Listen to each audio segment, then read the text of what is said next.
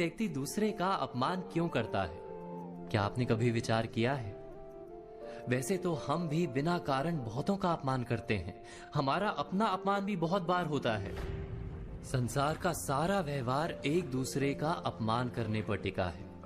जैसे पति अपनी पत्नी का अपमान करता है, पिता अपनी संतानों का अपमान करता है, नौकरी देने वाला अपने नौकर का अपमान करता है, अर्थात जो भी बलवान है वो निर्बल का अपमान करता है।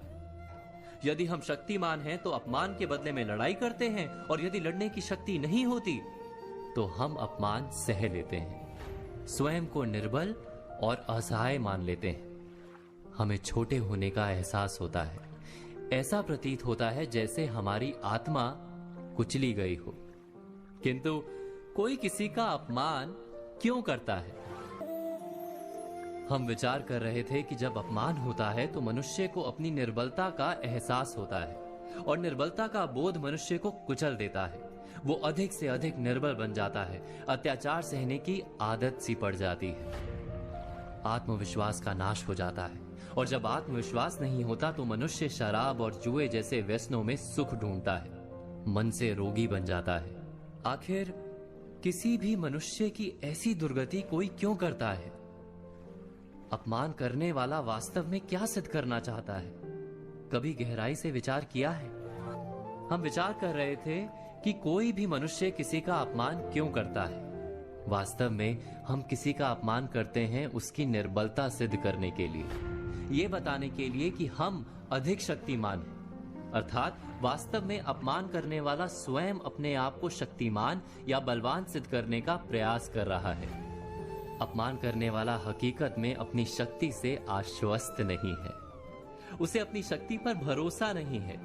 दूसरों को चुनौती देकर वो अपनी शक्ति पर विश्वास प्राप्त करने की कोशिश करता है। क्या ये सच नहीं?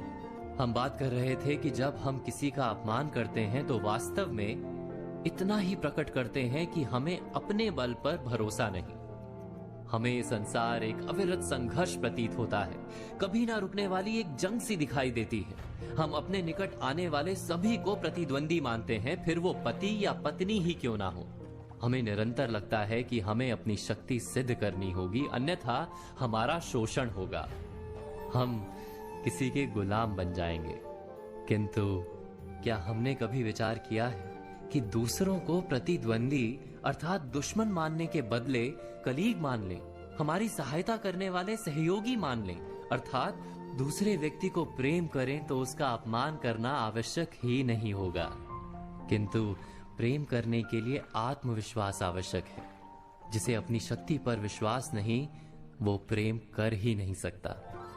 अर्थात जिसका हृदय आत्मविश्वास से भरा होता है, ना वो अपमान करता है, ना अपमान को स्वीकार करता है।